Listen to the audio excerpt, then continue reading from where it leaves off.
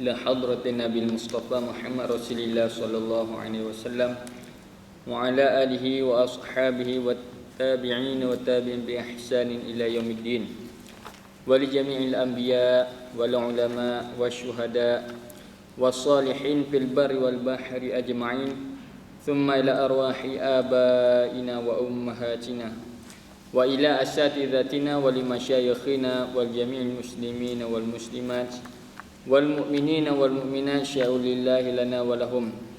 الفاتحة. أعوذ بالله من الشيطان الرجيم. بسم الله الرحمن الرحيم.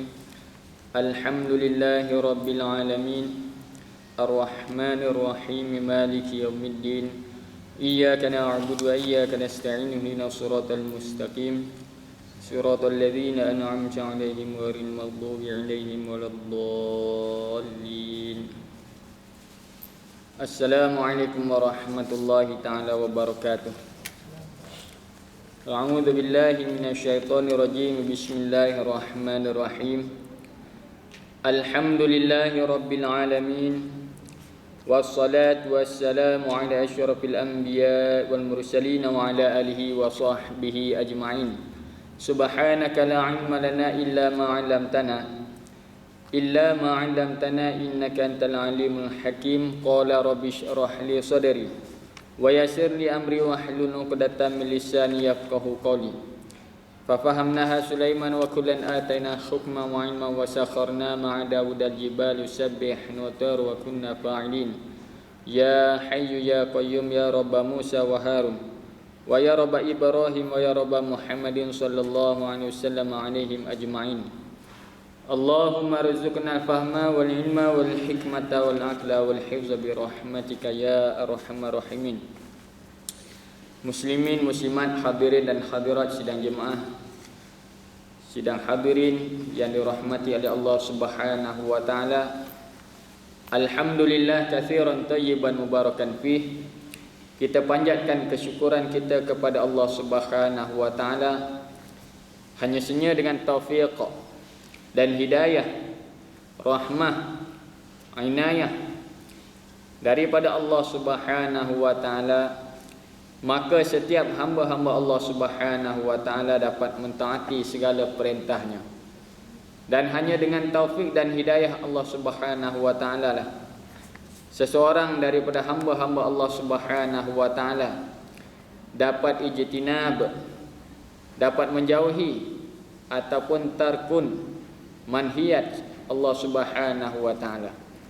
Hanya saja dengan taufik hidayah Allah taala lah kita dapat menjauhi dan meninggalkan segala tegah larangan Allah Subhanahu wa taala. Jadi bagi Imam Ghazali rahimahullahu taala, bagi dia agama ni hanyalah ada dua saja, iaitu fi'lu ma umiru bih. Kita melakukan, kita melaksanakan apa yang diperintah oleh Allah Subhanahu wa taala. An-dina syatarani. Agama itu syatarani, dua perkara. Dua perkara yang terdapat di dalam agama, iaitu ahaduhuma tarkul manahi. Salah satu daripada keduanya adalah kita meninggalkan segala tegah larangan Allah Subhanahu wa taala. Kita menjauhi, meninggal buat.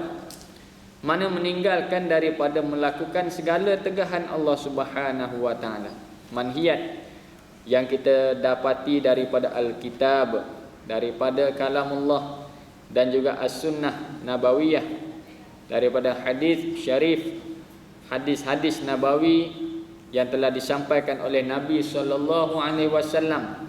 Apa yang ditegah oleh Nabi, maka itulah perkara yang kita kena jauhi. Jadi agama juzuk yang pertama adalah kita meninggalkan apa yang ditegah oleh Allah Subhanahu wa taala. Wal akhar fi'lu ta'ati, dan yang lainnya adalah kita melakukan apa yang diperintah oleh Allah Subhanahu wa taala. Apa yang diperintah, segala awamir, perintah-perintah Allah Subhanahu wa taala, sama ada al-amrun lil wujub, perintah itu yang menunjuk isyarat bagi wajib ataupun isyarat perintah-perintah yang menunjuk kepada sunnah, iaitu sunat pada syarak. Jadi inilah dua perkara yang tak dapat tidak bagi tiap-tiap mukallaf, tiap-tiap muslimin dan muslimat usaha dalam kehidupan seharian dia, dan perkara inilah yang sentiasa ada bersama kita. Di hadapan kita, di keliling kita, adanya perintah Allah dan adanya larangan Allah Subhanahu wa taala. Maka di situ adanya qaid, ada ikatan, sama ada muqayyad nisbah zamanan ataupun muqayyad nisbah makanan. Ikatan yang bangsa masa ataupun ikatan yang bangsa tempat. Maknanya ada di antara awamir, di antara perintah-perintah Allah Taala yang berhubung dengan masa. Umpama solat, inna solata kanat 'alal mu'minina kitaban mawquta. Sesungguhnya sembahyang itu pada orang-orang beriman ini mawquta, diwaktukan. Jadi adanya perintah Allah yang dihubungkan dengan waktu, dan kita diwajibkan melaksanakan solat pada waktu yang telah ditentu. Tidak boleh kita ikut sesuka hati, ikut kelapangan masa kita nak buat sekali. Zuhur dan asar kita buat pakai jamak, walaupun kita hadir, kita duduk di rumah, duduk di kampung, kita bermukim, tiba-tiba kita nak himpun sekali kerana ada kelapangan masa. Sekarang ni saya free dan saya nak buat asar ni awal. Tanda cinta kepada Allah, asar tu buat awal dalam waktu zuhur. Jadi walaupun pada akalnya kita kata elok, pada akal manusia, pada pandangan akal, pada sudut akal, eloklah kita buat semayang semua awal-awal, siap awal-awal, lepas tu tak apalah kita nak sibuk, nak lorak ke mana pun. Tapi apabila kata solat, maka dia adalah faraid maktubat, fardu yang telah ditentukan waktu dia, mawqutan. Jadi muslimin dan muslimat yang dirahmati Allah, jadi begitulah keadaan kehidupan seharian kita, tidak terlepas daripada perintah dan larangan Allah Subhanahu wa taala. Jadi pada tengah hari yang mulia ini, insya-Allah kita petik beberapa hadis baginda Nabi sallallahu alaihi wasallam untuk menjadi satu pedoman santapan, supaya menjadi pengajaran untuk kehidupan kita sehinggalah akhir hayat kita, insya-Allah. Qala, jadi dari beberapa hadis yang saya pilih yang menyebutkan mengenai perkara akidah dan juga sikit sebanyak mengenai ibadah. Jadi an Utsman bin Affan qala, qala Rasulullah sallallahu alaihi wasallam, man mata wa huwa ya'lamu annahu la ilaha illallah dakhala al-jannata. Jadi satu hadis yang diriwayatkan daripada Utsman bin Affan, rawahu Muslim, babud dalil ala anma man mata. Jadi hadis ini terdapat dalam Sahih Muslim, dalam kitab hadis Sahih Muslim, riwayat daripada Utsman bin Affan radhiyallahu anhu. Jadi Sayyidina Utsman bin Affan adalah antara sahabat yang besar di kalangan para sahabat radhiyallahu ta'ala anhum ajma'in. Dia antara sahabat-sahabat yang awal memeluk Islam, Utsman. Jadi dia masuk Islam di bawah Sayyidina Umar, Sayyidina Abu Bakar radhiyallahu anhu. Jadi Nabi SAW, antara misi dakwah Nabi yang pertama adalah secara sir, secara rahsia. Kalau kita mengaji sirah, dakwah Nabi mula-mula dengan jalan sirron, iaitu dengan cara sembunyi, tidak dengan jihar. Jadi antara orang-orang yang mereka yang menjadi sasaran Nabi ialah pertama aqarib, orang yang hampir dengan Nabi.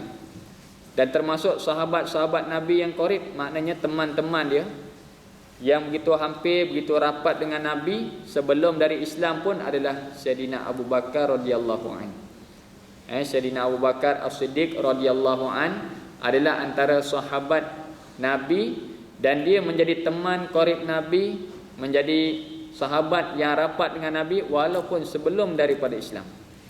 Jadi apabila Nabi dakwah kepada Sayyidina Abu Bakar, dia pun terima. Bila dia terima, maka pada hari yang sama, dalam tempoh 1-2 hari, dia dapat menarik 5-6 orang kawan-kawan dia yang lain, sahabat-sahabat yang lain untuk memeluk Islam. Jadi maknanya Sayyidina Abu Bakar radhiyallahu an, maka dia terus mengambil tanggungjawab untuk menyeru manusia kepada Allah Subhanahu wa taala, mengembalikan daripada agama yang sesat kepada agama yang kebenaran, daripada dhalalah kepada hidayah Allah Subhanahu wa taala, daripada tasyrik kepada tauhid kepada Allah taala. Jadi di bawah Sayyidina Abu Bakar ni beberapa sahabat yang besar, di antaranya adalah Umar bin Khattab radhiyallahu anhu, Sayyidina Utsman bin Affan radhiyallahu anhu, Zubair bin Awam, Talhah bin Ubaidullah. Jadi antara sahabat-sahabat yang besar yang telah memeluk Islam di tangan Sayyidina Abu Bakar radhiyallahu an, termasuklah Sayyidina Utsman bin Affan radhiyallahu an. Bayangkan, hari pertama dia dapat mengumpul lebih kurang 5-6 orang sahabat dia untuk memeluk Islam, Sayyidina Abu Bakar radhiyallahu an. Jadi Sayyidina Utsman di bawah dakwah Sayyidina Abu Bakar. Jadi riwayat ni daripada Utsman bin Affan radhiyallahu an, qala Rasulullah sallallahu alaihi wasallam, man mata wa huwa ya'lamu annahu la ilaha illallah dakhala al-jannah. Jadi telah bersabda oleh Rasulullah sallallahu alaihi wasallam, man mata, barang siapa yang mati. Mani isyarat untuk lil aqil, bagi mereka yang berakal. Maknanya sesiapa sahaja, minaz zakari wal unsa, saghir atau kabir, ghani, sama ada dia kaya ke ataupun fakir, sesiapa saja Nabi buat isyarat, yang mati ia wa huwa ya'lamu, dia mati, meninggal dunia, dan padahal ya'lamu annahu la ilaha illallah, dia mengetahui bahawasanya tiada Tuhan yang disembah dengan sebenar. La ilaha ay ma'budun bihaqqin, tiada Tuhan yang disembah dengan sebenar. Dia mengetahui, ya'lamu, ya'taqidu, di samping dia mengetahui, dia beriktikad. Nampak tak? Dan dia jazam, putus keputusan hati. Maknanya sekira-kira pandangan pada sudut hati dia mengetahui, dia tahu, dia merasai. Apa dia? Bahawasanya tiada Tuhan yang disembah dengan sebenar-benar melainkan Allah Subhanahu wa taala. Jadi mati, kita akan tetap mati. Setiap manusia menuju kepada kematian. Satu langkah kita melangkah, semakin hampir kita kepada alam barzakh. Setiap langkahan menunjukkan semakin hampir kita kepada alam yang kekal abadi. Lagi banyak, lagi lama, lagi panjang langkah kita, semakin hampirlah kita kepada alam akhirat. Jadi apabila mati, di antara orang-orang mati, mayyit amwatun, orang-orang yang mati tadi, sekiranya dia mati dalam keadaan dia mengetahui tiada Tuhan yang disembah sebenar-benar melainkan Allah, maka Nabi buat satu jaminan, dakhalal jannata, nescaya dia akan masuk syurga Allah Subhanahu wa taala. Nampak? Jadi bila masa dia nak ilmu ni, bila masa? Apabila dia nak mati. Sekarang ni kita boleh dakwah, sekarang ni kita boleh isytihar, kita boleh iqrar, ana muslim, ana mukmin, saya orang beriman, saya orang Islam, saya percaya kepada Allah, percaya kepada Rasul, min arkanil Islam khamsah. Jadi kita mengetahui maklum bahwasanya rukun Islam yang 5, syahadatu an la ilaha illallah wa anna muhammadar rasulullah, wa iqamus salah, wa ita'uz zakah, wa shaum ramadan, wa hajjul bait, man istata'a ilaihi sabila. Jadi masing-masing boleh ikrar, isytihar. Islam, saya ni Islam, rukun Islam ada 5. Mengucap 2 kalimah syahadah. Asyhadu, datangkan lafaz asyhadu, aku naik saksi, aku menyaksikan tiada Tuhan selain daripada Allah, dan mengakui bahawasanya Muhammad sallallahu alaihi wasallam adalah utusan Allah. Didatangkan arkan al-Islam, rukun-rukun Islam. Kemudian sembahyang 5 waktu sehari semalam. Puasa bulan Ramadan, zakat, menunaikan zakat yang mampu, dan juga kita menunaikan haji bagi yang berkemampuan di Baitillahil Haram. Jadi rukun Islam 5 dia boleh senarai ijtihad dan dakwah dia Islam. Dan dia kata saya mukmin. Ana mukmin, aku orang yang beriman. Beriman musaddiqun billah wa bir rasul. Dia beriman dengan makna membenarkan. Al-iman at-tasdiq. Kata ulama lughah, al-imanu at-tasdiq. Iman itu adalah membenarkan apa saja yang dibawa datang, majaa bihin nabi, barang yang dibawa datang, perkara perintah yang dibawa datang oleh nabi, maka kita musaddiqun bihi.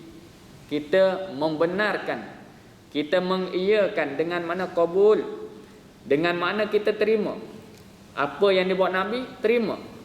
Tanpa ada i'tirad, tanpa ada rad, tanpa ada pertikaian, tanpa tolak. Itu iman orang mukmin.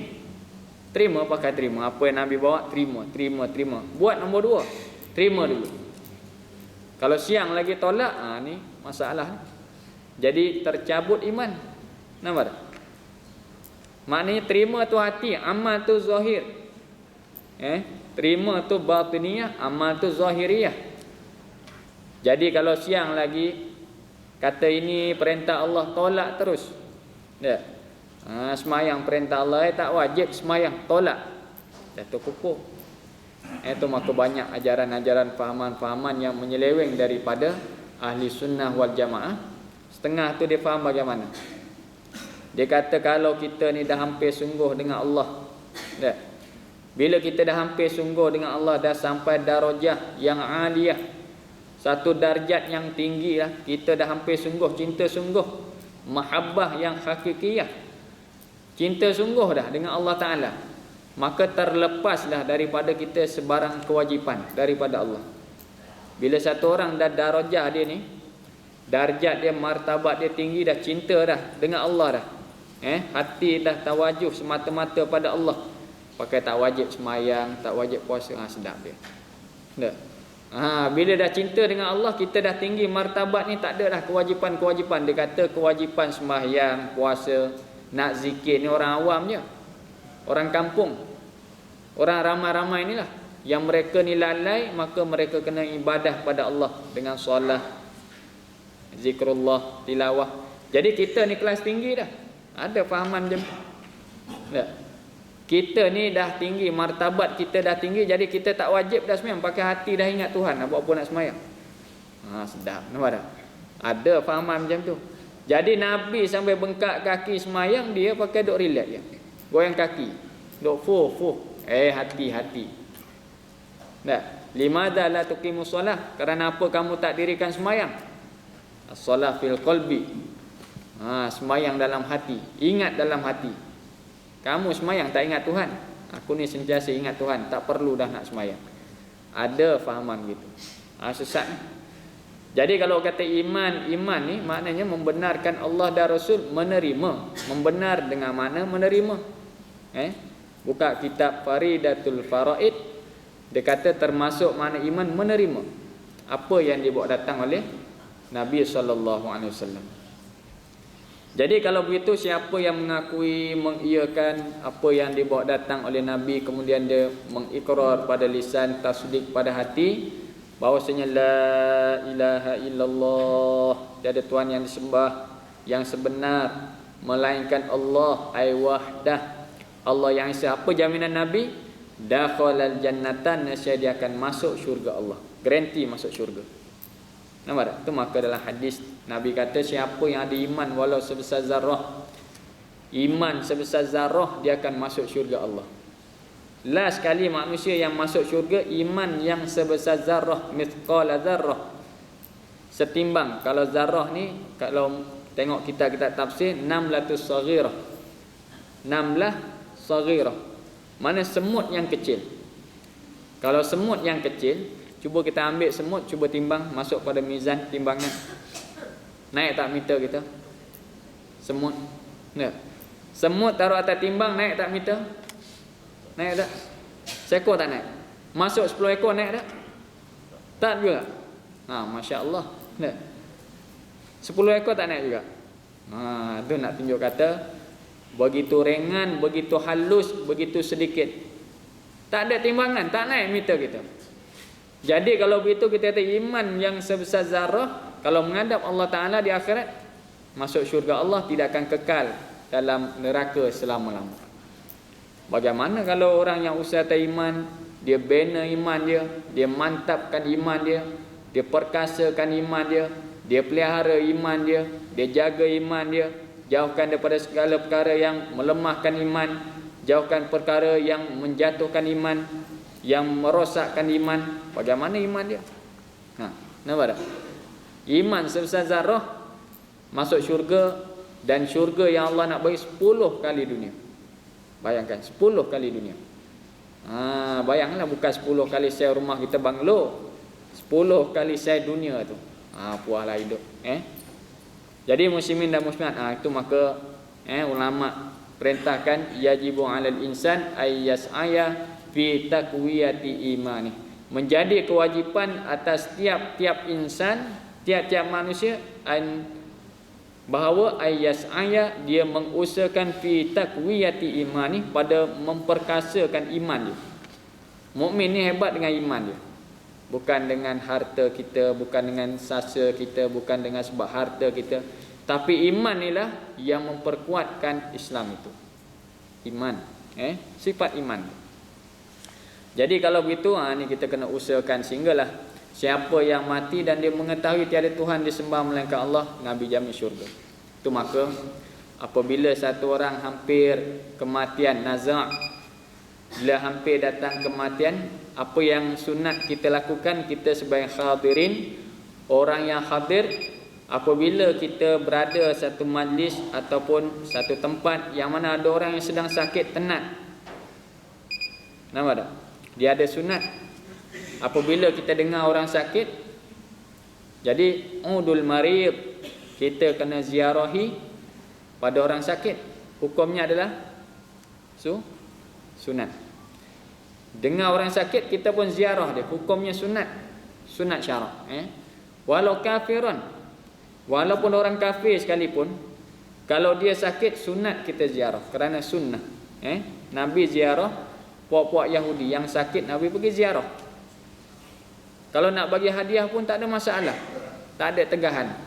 Maknanya tidak terhenti, tidak terbatas hadiah yang kita boleh lakukan hanya kepada orang Islam. Orang kafir kita boleh bagi hadiah, dan kita terima hadiah daripada orang kafir pun harus kita terima. Jadi apabila pergi ziarah orang sakit tadi, apa yang sunat kita buat? Sakit, tengoklah darjat sakit dia. Ada sakit yang ringan, ada yang pertengahan, ada sakit yang kronik, sakit yang tenat. Yang sakit tadi sakit yang membawa kepada kematian. Walau bagaimana dia dalam keadaan sakit. Kalau yang sakit ringan, kita bagi semangat, kita tolong bawa ubat, sekiranya kita nak bantu dia, kita bagi semangat pada dia, cepat sembuh. Doa tu tak tinggal lah. Samalah sakit pertengahan. Jadi orang yang sakit, yang tenat, sakit tenat, kita ziarah sunat. Apa yang kita kena buat? Orang yang sakit tenat, nazak lah, apa yang sunat kita buat pada dia? Apa buat? Baca Yasin. Pasal apa baca Yasin? Suruh mati cepat. Orang tenat dah ni, apa kita kena buat? Ziarah sunat. Dah sampai rumah pun nak buat, takkan jaga pintu, tengok tubuh dia. Sunat yang kedua, apa pula nak buat?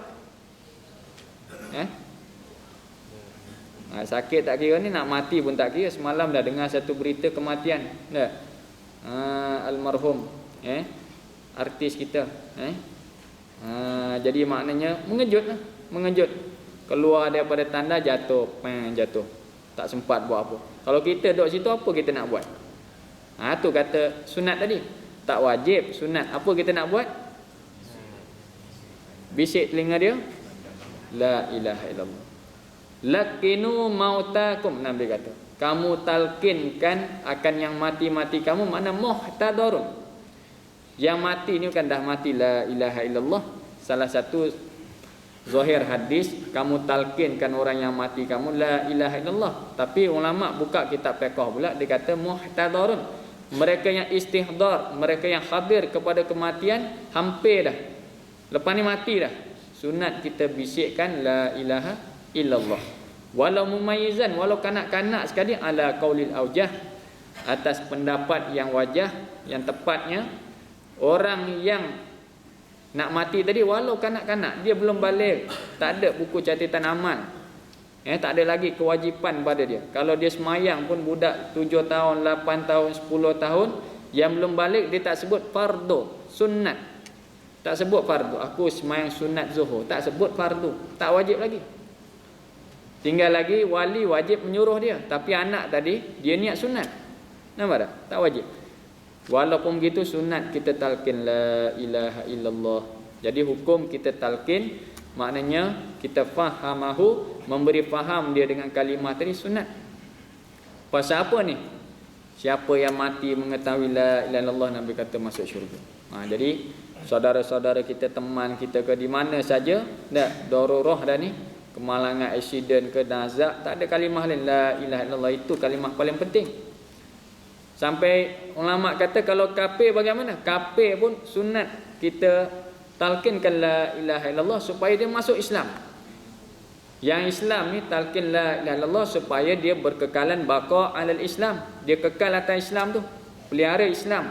Tapi yang kafir kita talqin supaya dia tu dapat menerima Islam dan selamat daripada neraka Allah Subhanahu wa taala. Tu la ilaha illallah. Qala. Jadi maknanya penting sangat kalimah ni yang perlu kita fahami, iaitulah mengenai tauhid ilahiyah, tauhid nabawiyah, maknanya kita kembali kepada tauhid, kita mengesakan Allah Subhanahu wa taala melalui pelajaran akidah. Tauhid pada Allah Subhanahu wa taala dan tauhid Rasul. Tauhid kepada Allah dan maknanya akidah kita, kepercayaan kita kepada Rasul alaihi wassalatu wassalam.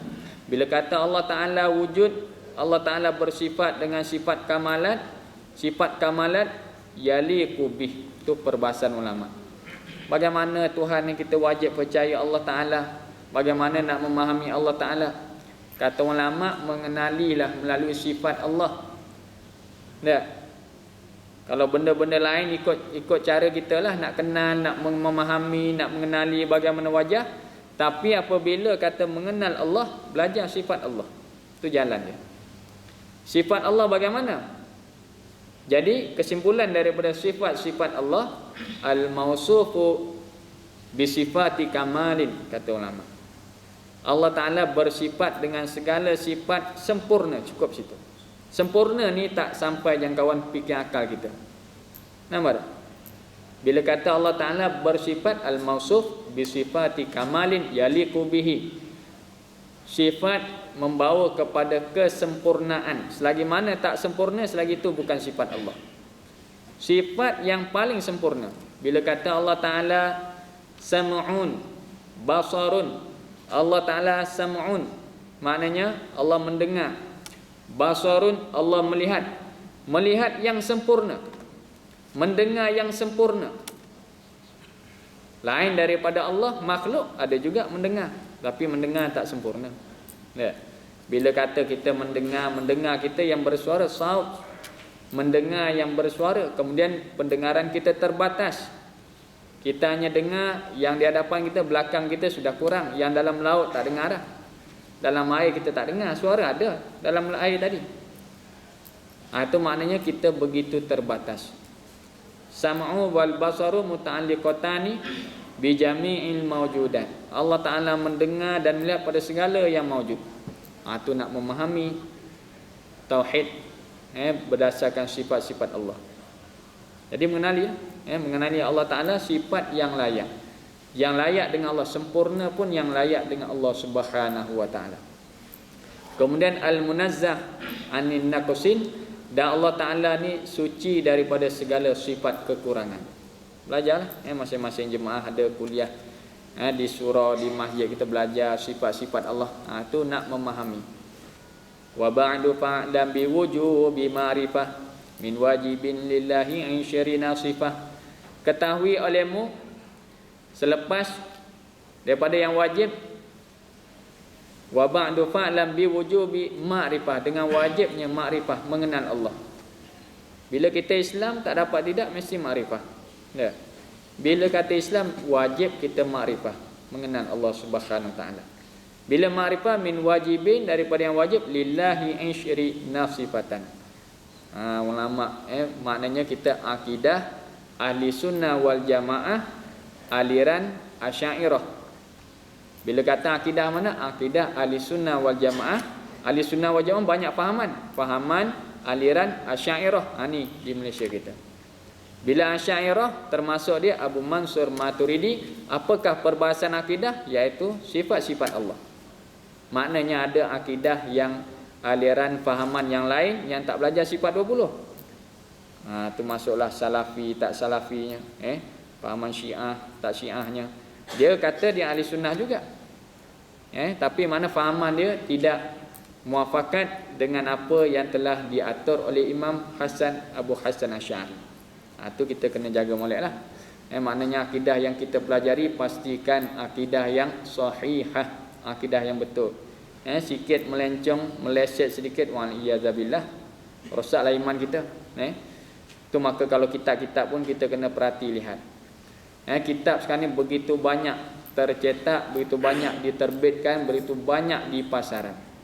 Jadi kita beli, kita kena perhati dan kita kena teliti, pastikan pahaman daripada ahli sunnah wal jamaah. Nama sama kitab, Quran, tafsir juga, tapi tafsir macam-macam fahaman. Syiah pun dia nak tafsir juga Quran, Wahabi pun nak tafsir juga Quran.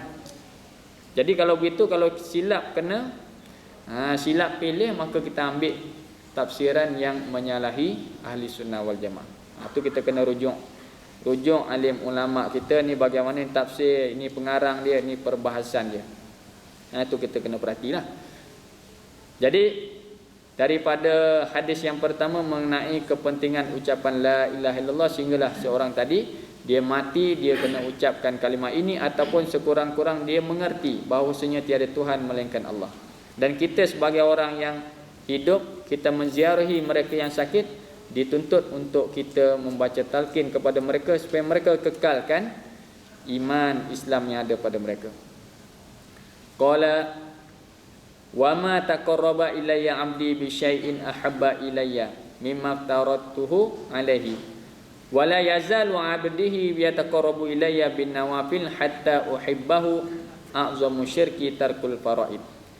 Jadi dalam sambungan hadis, ada hadis matan arba'in pun ada sebut, tiadalah menghampir kepada aku oleh hamba aku, hadis kursi, tiadalah yang menghampirkan kepada aku, kepada Allah, oleh hamba aku dengan sesuatu yang terlebih kasih kepada aku. Maknanya banyak-banyak perkara yang Allah kasih, mimma aftaratuhu, daripada barang, daripada perkara yang memfardu oleh Allah Ta'ala akan dia, alaihi, atasnya. Jadi dalam banyak-banyak amalan yang terlebih hampir hamba sesuatu yang terlebih hampir, yang menghampirkan diri, dan perkara ini yang Allah kasih. Maknanya daripada amalan kita seharian, daripada puasa, daripada sembahyang pula ada sembahyang fardu, ada sembahyang sunat. Kita nak berzikir pula, bila kata zikir adanya tahlil, adanya tasbih, tahmid, takbir, adanya khawqala la haula, adanya istighfar, adanya solawat. Itu semua zikir-zikir. Ada pula yang amal maksurat, ada yang hizib, macam-macam amal. Jadi kalau begitu, makna banyak-banyak amal ni yang Allah paling kasih, mimma aftaratuhu alaih, barang perkara yang Allah fardukan. Jadi kalau kita boleh senarai macam-macam amalan yang Allah paling kasih, Allah sayang adalah fardu. Nampak tak? Maknanya lepas fardu ma sabata bidalil qat'i, barang yang sabit dengan dalil yang qat'i, sama ada Alkitab as-sunnah. Asas daripada pegangan Islam Alkitab as-sunnah. Bila kata Alkitab, al-munazzal ala rasulih sallallahu alaihi wasallam, yang diturun kepada Nabi, kemudian perantaraan dia adalah Jibril, kemudian maktub fil mushaf, catat dalam lembaran Al-Quran. La syubhata fih, tak ada keraguan. La raiba, la syakka fih. Itu makna Alkitab. Ayat-ayat yang sahihah. Itu lembaran yang pertama orang Islam. Bila kata Al-Quran, iaitulah yang mesti daripada Jibril. Kemudian sampai kepada Nabi, bukan datang sampai kepada sahabat-sahabat, bukan sampai kepada wali, itu bukan Quran. Nampak tak? Quran ni mesti daripada langit, tempat asalnya Lauh Mahfuz. Allah Ta'ala perintah malaikat pindahkan kepada langit dunia, Baitul Izzah, kemudian turun kepada Nabi dalam tempoh 23 tahun. Itulah Al-Quran yang maha suci. Ini maknanya pegangan sumber Islam yang pertama. Kemudian adalah Al-Hadis, iaitu As-Sunnah. Sunnah ini maknanya perkataan yang keluar pada mulut Nabi, kemudian perbuatan Nabi dan ikrar Nabi. Apa yang Nabi ucap, apa yang Nabi buat, dan apa yang Nabi diam tu jadi as-sunnah. Diam Nabi jadi as-sunnah. Mana dalil, sumber dalil. Bila sahabat dia makan dhab depan Nabi, sahabat makan dhab, dia awak pasir lah. Makan daging dhab depan Nabi, Nabi diam. Nabi sukut, Nabi diam. Bila Nabi diam, itu menjadi sumber dalil. Sumber dalil keharusan. Nampak tak? Itu as-sunnah. Sumber kita yang kedua. Kemudian daripada as-sunnah, kita ada ijma' ulama. Ijma' pula himpunan. Himpunan iaitu ittifaqul mujtahidin, sepakatnya ulama-ulama mujtahid. Bila kata al-ijma'ul ulama, ittifaqul mujtahidin min ummati Muhammadin sallallahu alaihi wasallam. Sepakat ulama-ulama mujtahid daripada umat Nabi fi asri minal usur ala hukmi syar'i ba'da wafatih. Tu ta'rif ijma'. Bila kata ijma' ni bagaimana? Syarat orang yang mengeluarkan ijma' tadi dipungut, diambil daripada mujtahid. Sini ada mujtahid, ambil kenyataan dia. Di sini ada mujtahid, ambil. Jadi daripada kalangan umat Nabi dan daripada masa-masa yang tertentu atas hukum syarak, syaratnya selepas wafat Nabi. Maknanya selepas wafat Nabi terputus dah sunnah, hadis. Jadi makna ambil ulama mujtahid ini pakar Al-Quran, habis hafal Quran. Dia pakar hadis, pakar lughah Arabiah. Dia lihat satu ayat, satu hadis, dia buat istinbat. Dia buat satu kenyataan. Maka ambil kenyataan dia, kenyataan ulama-ulama mujtahid. Bila semua muafakat, jadi ijma' ulama. Syaratnya selepas wafat Nabi. Kalau sahabat dia ijma', sahabat-sahabat Nabi buat satu keputusan, sedangkan Nabi masih wujud, Nabi masih hidup, ijma' tadi tak terpakai. Kerana syarat ijma' selepas wafat Nabi sallallahu alaihi wasallam. Lepas pada ijma' adanya al-qiyas. Al-qiyas ni kita buat perbandingan, penyerupaan masalah sekarang dengan masalah terdahulu. Bila ilat yang sama, kesan yang sama, sebab yang sama, hukum jadi sama. Asalnya arak itu al-aslu, maknanya asalnya arak itu haram. Kullu muskir, tiap-tiap yang memabukkan dikira arak. Kullu muskirin haram, tiap-tiap cecair yang memabuk dikira haram. Maka tengok tuak ke minuman-minuman lain yang tak sebut dalam Al-Quran, tapi ilat dia, ilat ni maknanya kesan. Arak ni kerana apa haram? Kerana memabukkan.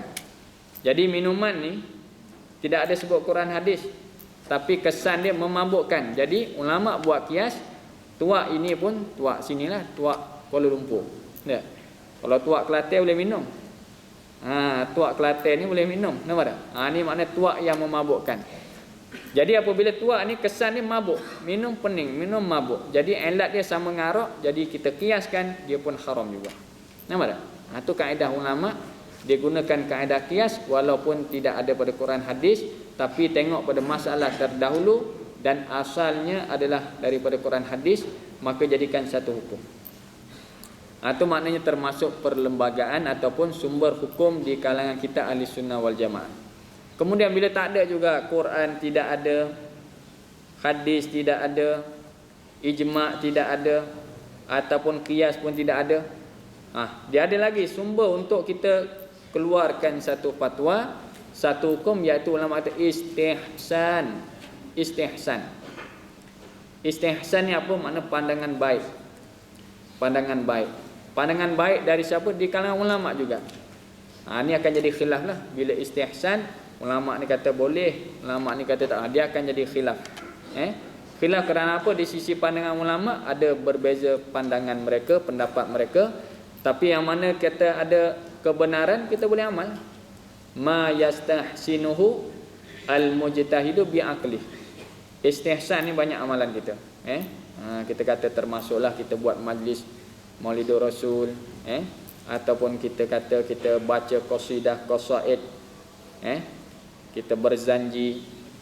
Jadi bagaimana hukum asal sunnah Nabi tak jelas, Quran pun tak jelas, tapi di sisi pandangan ulama, ma yastahsinuhu al-mujtahidu, barang yang memandang baiklah oleh imam-imam ataupun orang-orang yang mujtahid, ulama-ulama, bi'aqlih, dengan pandangan akal. Dia kata elok ni bila kita buat Maulidur Rasul membawa kepada cinta pada Nabi. Dan dalam Maulidur Rasul tu ada baca qasidah, ada baca barzanji. Barzanji ni adalah sirah Nabi, cerita mengenai kelahiran Nabi. Jadi manusia ni, orang ramai yang mendengar ni jadi mengenali Nabi. Natijah dia kebaikan. Maka barang yang dipandang baik, istihsan, ulama benarkan. Nampak tak? Jadi yang kata tak boleh, tak boleh, dia kata tak boleh pasal tak ikut sunnah Nabi. Tak ada Nabi tak buat, jadi kita reka-reka ni Allah Ta'ala tak terima. Itu dah pendapat dia. Nampak tak? Jadi bila ada ulama yang pandangan dia baik, nampak positif, amalan tadi harus kita amal. Tapi masih lagi kita kena memelihara batasan-batasan syarak dalam amalan tadi. Dari segi pergaulan, batasan pakaian kita. Nampak tak? Istihsan. Jadi kalau kita sempit, tak boleh lah. Pemikiran kita sempit, nak apa saja yang hanya semata-mata daripada amalan Nabi, tak boleh amal lah. Tapi ulama pandang perkara tadi baik. Ulama